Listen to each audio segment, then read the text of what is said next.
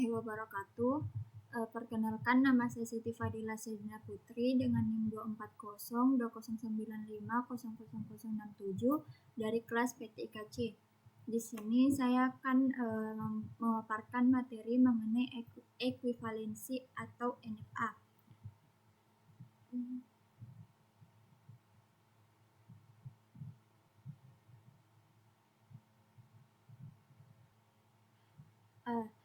Jadi ekuivalensi NFA ini terjadi ketika dua mesin memiliki jumlah state yang berbeda, arah busur atau yang disebut transisi yang berbeda, tetapi ini bisa merespons input dengan hasil akhir yang persis sama.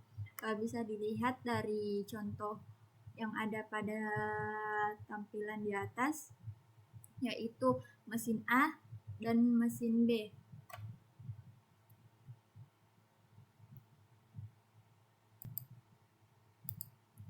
Nah, kalau yang di mesin A itu dia lebih kompleks.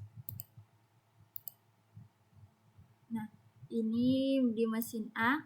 Di mesin A ini lebih kompleks, di mana state-nya itu ada lebih banyak.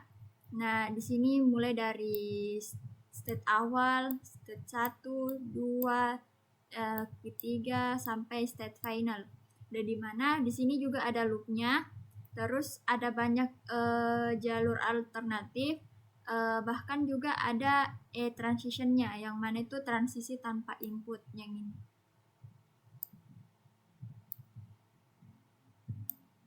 Nah, sedangkan untuk mesin B, mesin B ini kelihatannya lebih sederhana, di mana state-nya itu lebih sedikit dibanding di mesin A. Ada Q5, Q6, Q7, dan Q8. Nah, jalurnya juga langsung, tidak serumit dari mesin A. Jadi, walaupun dua struktur dari mesin A dan mesin B ini berbeda, tapi jumlah state-nya itu berbeda, transisi berbeda, bentuk grafnya berbeda, tapi keduanya itu bisa menerima string yang sama. Nah, contoh input yang diuji di slide B dan hasil pada kedua mesin itu nanti akan diterima.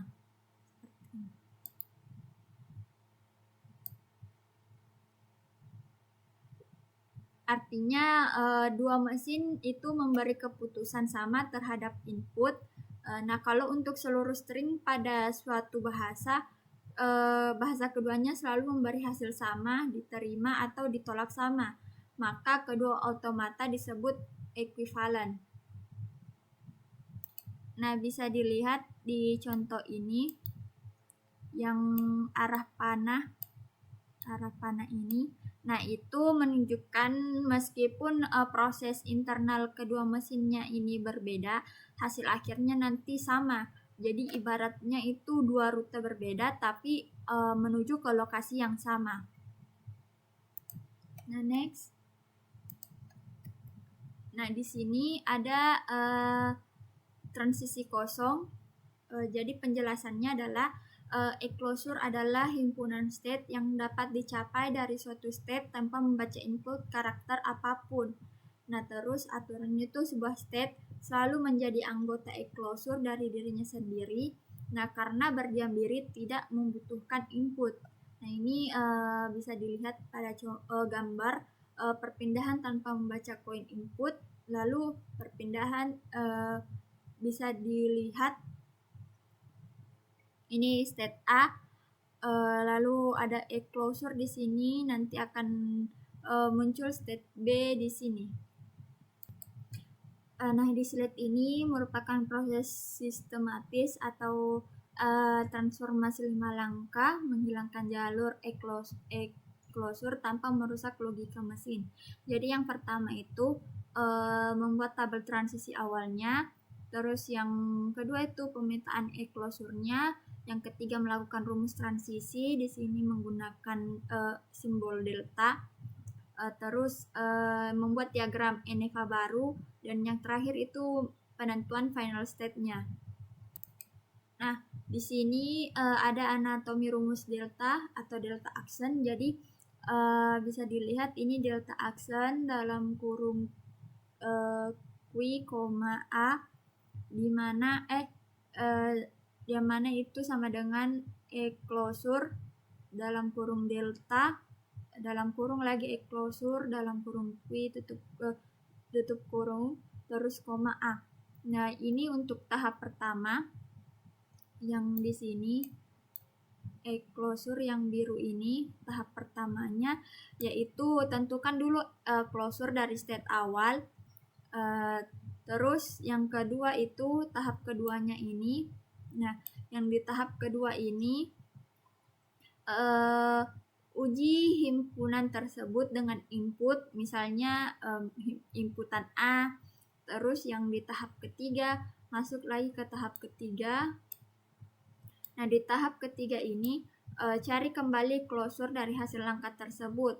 Apakah ada teleportasi lanjutan atau tidak. Nah, ini merupakan logika warisan final state baru, di mana bisa dilihat ini state biasa, terus menuju jalur closure. Nah, ini final state lama.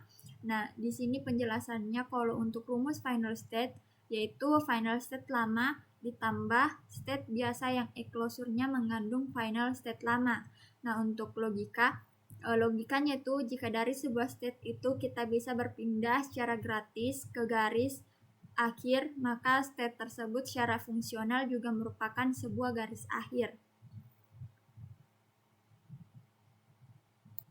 Nah, untuk studi kasus pertama itu mengurai NFA 5 state.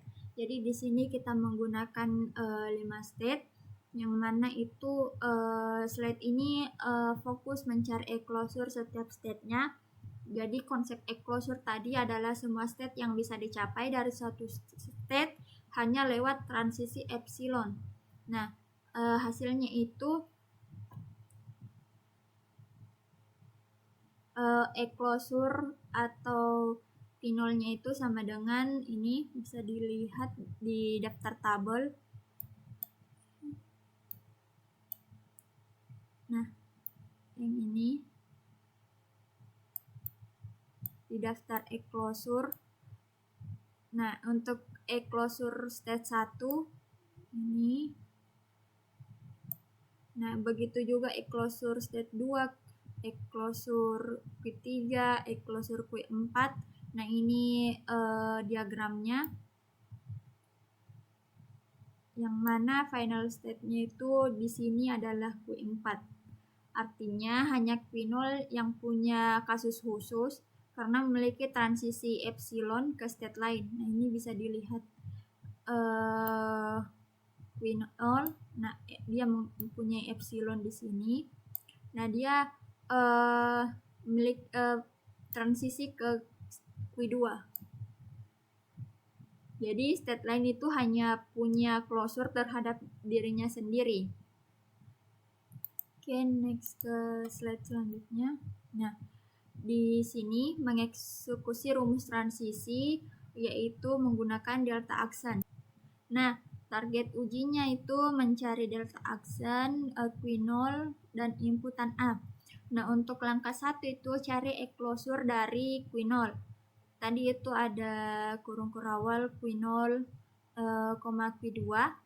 Nah, itu closure artinya semua state yang bisa dicapai dari Q0 hanya dengan transisi closure tanpa membaca simbol apapun. Jadi dari Q0 ternyata bisa berada di Q0 sendiri, bisa berada di dirinya sendiri, terus bisa juga menuju ke Q2. Jadi tadi tuh hasilnya yang di slide sebelumnya. Nah, untuk langkah kedua itu dari Q0 Q2 dia akan membaca inputan A. Jadi inputan A-nya itu Q1 dan Q3. Nah, sekarang dari semua state dalam closure tadi, cek kalau diberi input A kemana berpindah. Jadi Q0 dengan input A itu menuju Q1, terus Q2 dengan input A menuju Q3. Terus langkah ketiga itu cari closure dari hasil itu. Nah, karena setiap state hasil transisi harus dicek lagi closure-nya. Jadi closure Q1 digabung closure Q3 itu jadi Q1 dan Q3. Nah, artinya dari Q1 dan Q3 tidak ada tambahan state lain melalui transisi closure. Jadi hasil akhirnya tetap Q1 dan Q3.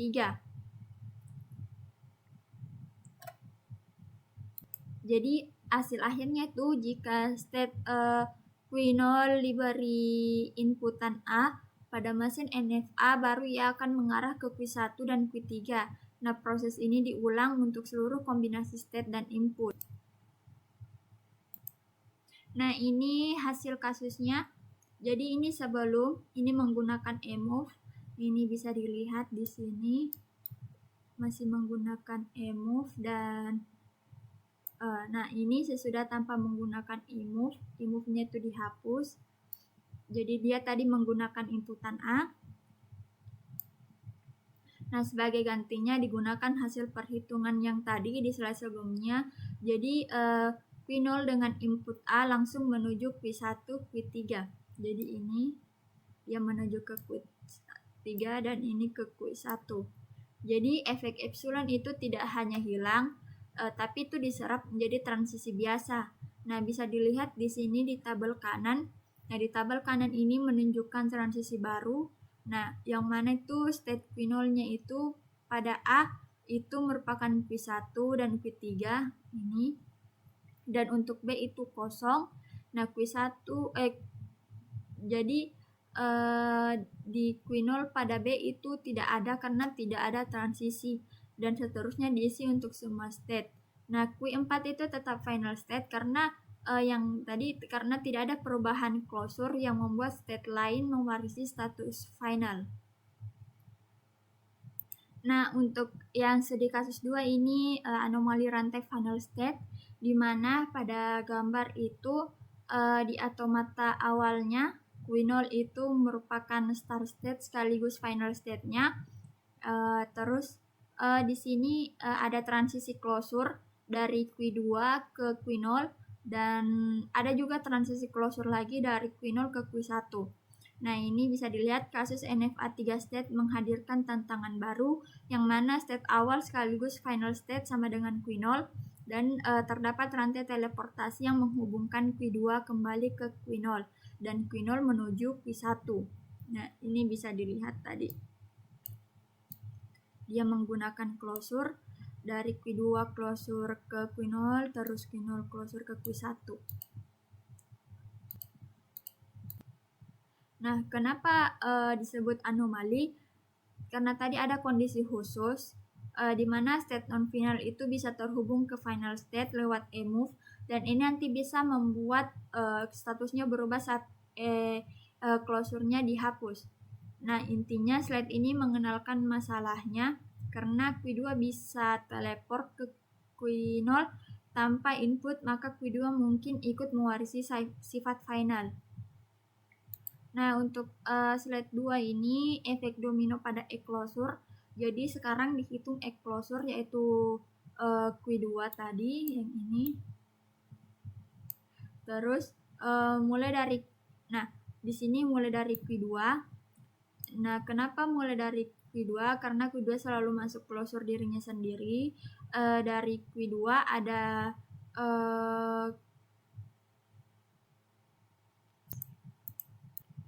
dari Q2 tadi ada epsilon ke Q0. Nah, ke Q0 ini nanti akan masuk closure, dan dari Q0 ini akan ada epsilon lagi ke Q1. Nah, Q1 juga ikut masuk closure. Makanya closure-nya yaitu Q2 itu nanti hasilnya ini. Q0, Q1, Q2. Itu disebut efek domino karena satu emove memicu perpindahan berikutnya. Nah, di slide ini merupakan bagian logika penentuan final state baru, di mana aturannya itu jika closure suatu state mengandung final state lama yaitu quinol, maka state itu juga harus menjadi final state pada NFA hasil transformasi. Nah, itu bisa dicek satu-satu di mana state quinol ini, yang state quinol itu closure-nya quinol dan Q1. Jadi ada quinol itu tetap dia final. Terus untuk state Q1, nah state Q1 ini closure-nya itu hanya Q1 sendiri, jadi dia bukan final. Dan untuk state 2 itu ini Q2 tadi, yang mana closure-nya itu ada 3 state yaitu Q0, Q1 dan Q2. Jadi nah di sini kan tadi ada state Q0 itu awalnya start dan final state final. Jadi karena di state Q2 juga ada Q0, maka Q2 juga bisa diangkat menjadi final state baru. Ini yang bisa dibilang kenaikan pangkat final state. Nah, ini hasil kasusnya yaitu transformasi NFA ekuivalen sempurna.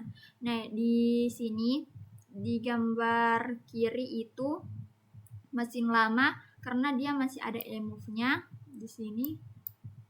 Yang tadi kayak contoh di awal ini dia masih ada emove. Terus yang di gambar kanan ini yang mesin baru atau yang sudah melakukan ekuivalen itu dia sudah tidak menggunakan emove atau emove-nya dihapus. Jadi perubahannya itu semua transition-nya itu dihilangkan. Nah, ini bisa dilihat tidak ada transition. Terus diganti transisi biasa hasil rekalkulasi. Ini kayak A, B. Nah, terus final state sekarang itu ada 2. Yang mana tadi sudah dihitung ada final state-nya itu Q0 dan final state-nya itu Q2. Jadi mesin baru ekuivalen itu artinya menerima bahasa yang sama persis dengan mesin lama.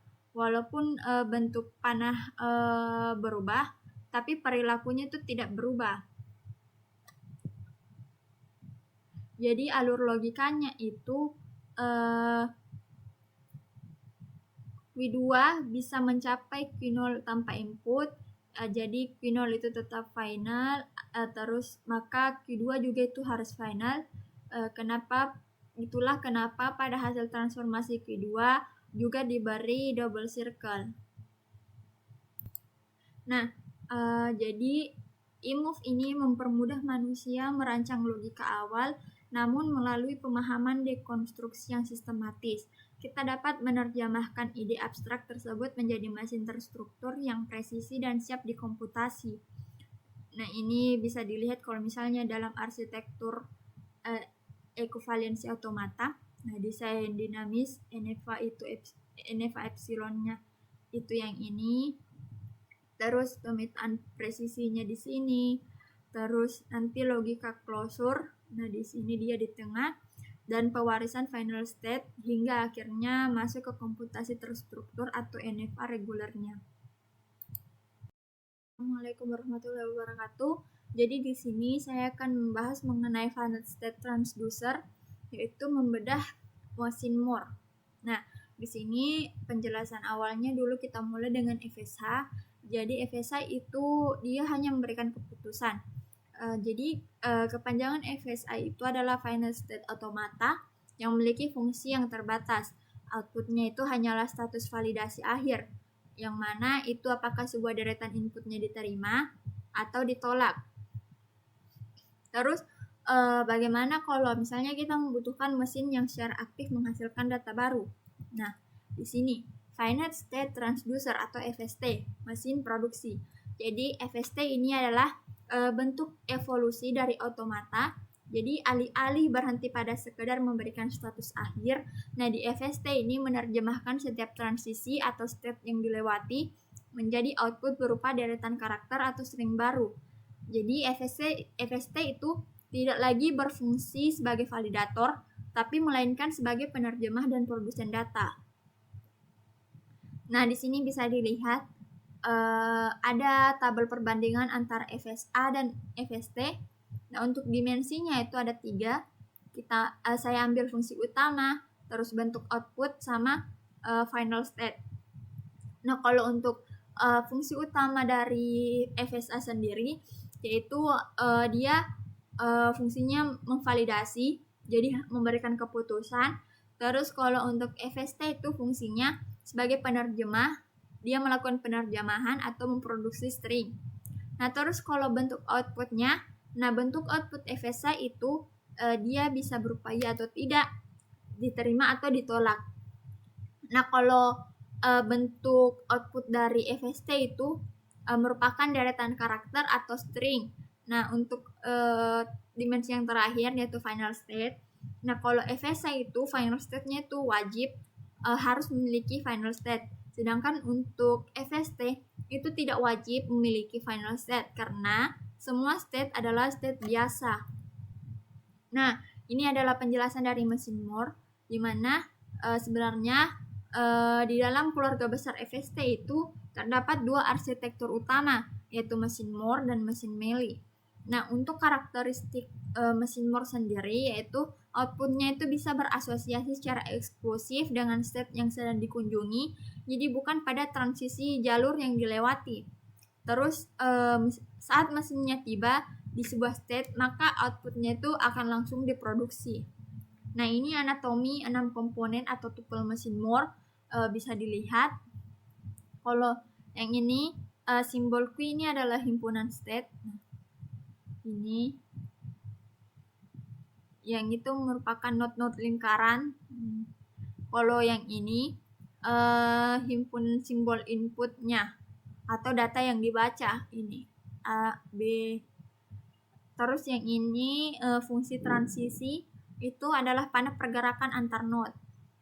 Terus yang state awal atau initial state itu titik masuk pertama, diawali dengan panah ini dengan kata start. Terus yang ini himpunan simbol outputnya. Nah, biasanya ada di bawah himpunan state.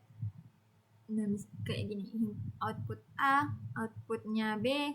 Terus yang ini adalah fungsi output atau pemetaan mutlak setiap state ke outputnya.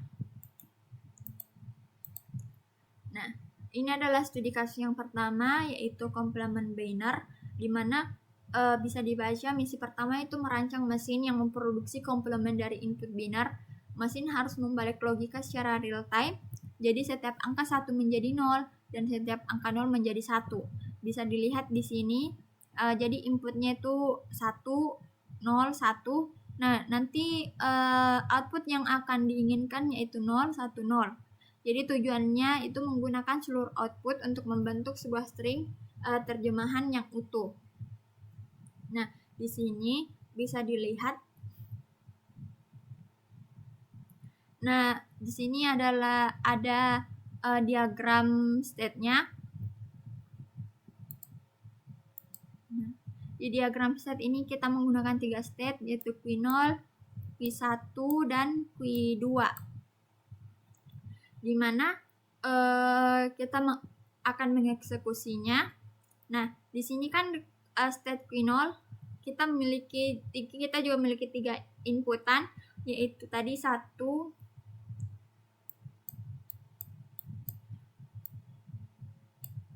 inputan ini 1, 0, 1. Jadi di sini ada inputan 1, inputan 0, dan input 1. Jadi Q0 ini akan membaca inputan 1 dan menuju ke arah state Q2 di sini. Karena tadi input 1 itu minta dibalik menjadi 0, maka di sini kita balik sehingga output yang dihasilkan itu adalah 0.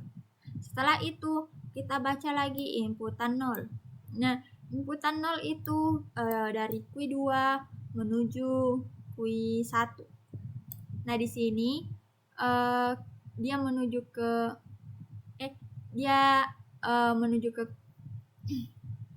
ini kan 0, terus di sini maaf salah, di sini Q0 membaca Q2. Nah, dari inputan 1 ini maka outputnya itu di sini 0. Terus kita baca inputan 0 lagi di sini. Inputan 0 itu dari Q2 ke Q1. Nah, nanti output yang akan dihasilkan dari membaca input 1 adalah 1. Nah, di sini kita baca lagi input 1. Nah, input 1 ini dari state Q1 kembali lagi ke sini Q2. Jadi hasil inputnya itu 0 lagi. Karena kan tadi 1 dibalik menjadi 0. Ini juga 1 dikomplement menjadi 0. Jadi hasil akhirnya itu 0, 0, 1, 0. Jadi mesin mencetak output secara berurutan dari setiap state yang dia kunjungi. Nah, yang ini adalah studi kasus yang kedua, yaitu kalkulator modulus 3. Nah, di sini bagaimana mesin logika menghitung sisa hasil pembagian atau modulus matematika. Sedangkan mesin Moore itu hanya mengerti binar. Jadi, kita harus menerjemahkan angka desimal menjadi binar sebagai jalan masuk atau inputnya. Tapi sebelum itu, apa itu modulus? Jadi, modulus itu artinya sisa pembagian. Contoh di sini di atas 5 modulus 3 sama dengan 2. Jadi yang dicari adalah sisanya, bukan hasil baginya. Terus langkah yang pertama yang harus kita lakukan itu kita ubah dulu angkanya ke binar. Nah, di sini karena mesin itu hanya paham binar, jadi angka 5 itu harus diubah dulu ke binar. Di sini bisa dilihat 5 itu diubah ke 101. Karena angka desimal 5 dikonversi menjadi binar itu representasi dari nilai posisi 2 pangkat 2, 2 pangkat 1, dan 2 pangkat 0. Nah, di sini, di langkah kedua ini kita akan menjalankan mesinnya. Nah, di sini ada state yang mana itu ada state Q0, Q1, dan Q2. Yang mana Q0 ini mewakili 0, Q1 itu mewakili 1, terus Q2 mewakili sisa 2. Karena modulus mod 3 hanya mungkin punya sisa 0, 1, atau 2. Jadi proses inputnya itu seperti ini. Tadi diingat inputnya kita tuh 1, maka dimasukkan di sini input 1, input 0, input 1. Jadi proses mulai dari Q0 dulu. Nah, di Q0 ini kita membaca input 1. Di sini menuju ke Q1. Nah, setelah itu kita baca lagi ke Q2. Nah, Q2 ini kita membaca input 0. Nah, di input 0 ini kita mulai dari Q1 ke Q2. Setelah itu baca lagi inputan 1. Nah, input 1 ini dari Q2, karena kan di sini ada loop 1. Jadi itu tetap di Q2. Jadi step terakhir itu ada berhenti di Q2. Jadi outputnya Q2 itu adalah 2. Jadi 5 modulus 3 itu sama dengan 2. Betul, karena kenapa hanya ambil state akhir saja? Beda dengan komplement binar tadi. Kalau misalnya pada komplement binar tadi itu setiap langkah menghasilkan output, lalu semua outputnya itu digabung. Sedangkan untuk pada modulus itu Yang penting itu hanya state terakhir, karena state itu mewakili sisa pembagian akhir. Jadi output tengah itu diabaikan.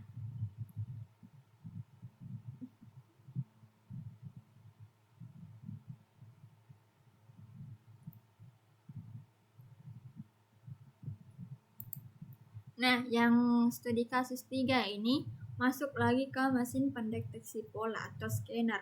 Jadi di slide ini tuh menjelaskan bahwa mesin Moore itu bisa dipakai sebagai pendeteksi pola atau substring detector, yaitu mencari apakah pola tertentu muncul dalam sebuah deretan karakter. Nah, pola yang dicari misalnya ABB. Nah, terus kan di sini ada input A, B, B, B. Nah, bisa dilihat mesin itu nanti akan membaca karakter satu persatu dari kiri ke kanan untuk memastikan apakah urutan ABB itu muncul. Jadi contohnya ini. Kan ini ada gambar di sini. Nah, di situ kan ada 3 huruf A. Yang A pertama itu belum memiliki pola, terus yang A kedua juga belum memiliki pola. Nanti saat dia membaca A yang kedua, A yang ketiga, lalu akan membaca B, lalu membaca B lagi, B yang kedua. Nah, itu akan muncul pola. Nah, polanya itu lengkap ditemukan. Terus kan di sini hanya A, B, B, B, maka yang muncul itu pola yang muncul hanya satu kali. Nah, di sini sudah mulai terbentuk pola. Nah,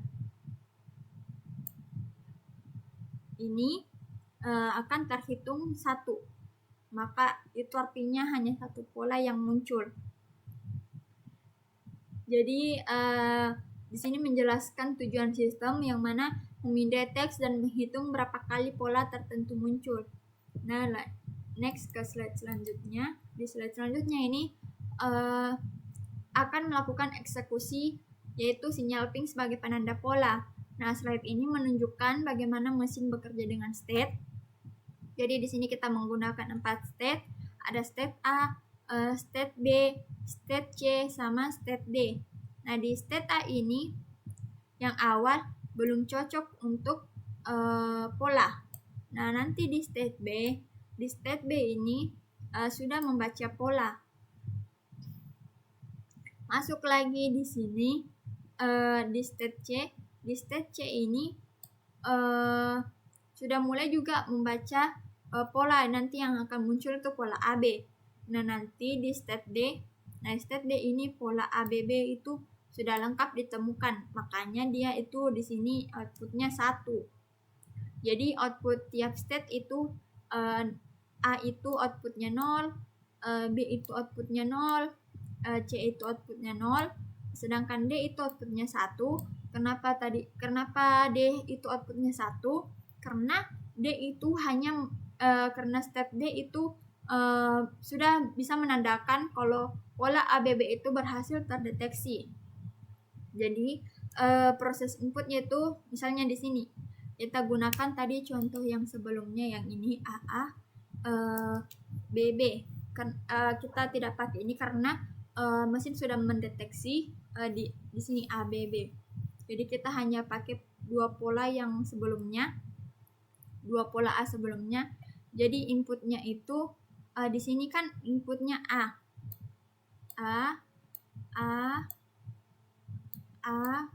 Nah, di sini B. Di sini kan untuk membaca input A itu kita sudah masuk ke proses cocok polanya. Jadi outputnya itu masih 0. Terus A selanjutnya lagi itu belum lengkap, dia belum bisa membaca pola. Nanti di A selanjutnya mesin membaca A tapi polanya itu belum lengkap. Nah, nanti dia baca B. Nah, dibaca B ini baru mencapai AB. Nanti outputnya itu akan tetap 0.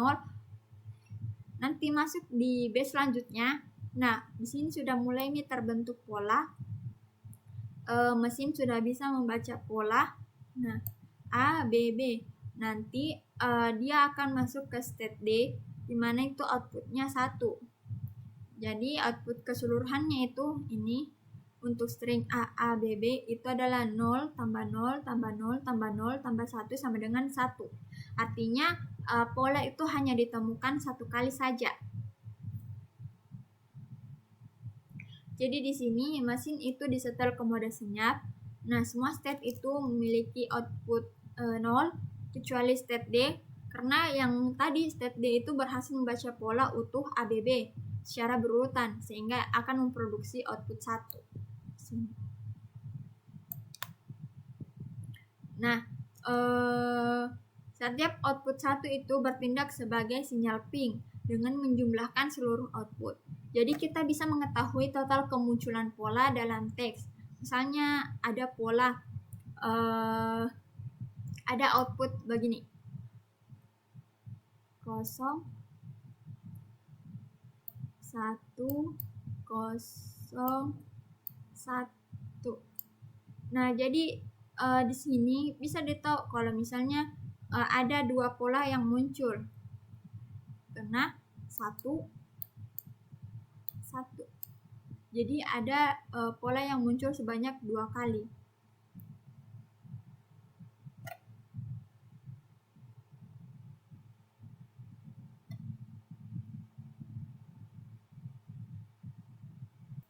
Nah, yang slide terakhir ini karena kan kita sudah mengerjakan 3 studi kasus. Nah, jadi satu mesin itu ada 3 cara interpretasinya, di mana di sini dijelaskan bahwa fleksibilitas absolut dari mesin Moore tidak terletak pada struktur node-nya, melainkan pada bagaimana kita memutuskan untuk mengekstraksi outputnya. Karena tadi kita sudah mengerjakan 3 studi kasus. Yang studi kasus pertama itu komplement binar, di mana ambil seluruh output, yaitu digunakan untuk menerjemahkan string utuh secara kontinu. Nah, untuk studi kasus 2 ini kita menggunakan tadi modulus matematika, yang mana itu kita mengambil output terakhir. Nah, ini digunakan untuk mencari satu hasil komputasi akhir. Nah, yang studi kasus yang ketiga ini adalah pendeteksi pola, di mana kita nanti menjumlahkan outputnya. Nanti digunakan untuk mengakumulasi total kemunculan atau sebagai sinyal ping. Mungkin hanya itu yang dapat saya jelaskan mengenai FST ini, terutama pada arsitektur Moore. Saya ucapkan wassalamualaikum warahmatullahi wabarakatuh. Jadi di sini saya akan menjelaskan mengenai pohon penurunan, parsing, dan ambiguitas. Jadi mengapa mesin bisa memahami kita? Jadi setiap kali misalnya kita mengeksekusi kode, nah komputer itu tidak langsung menjalankannya. Jadi kode itu harus dibongkar dulu, terus dianalisis strukturnya dan dipastikan bebas dari cacat logika.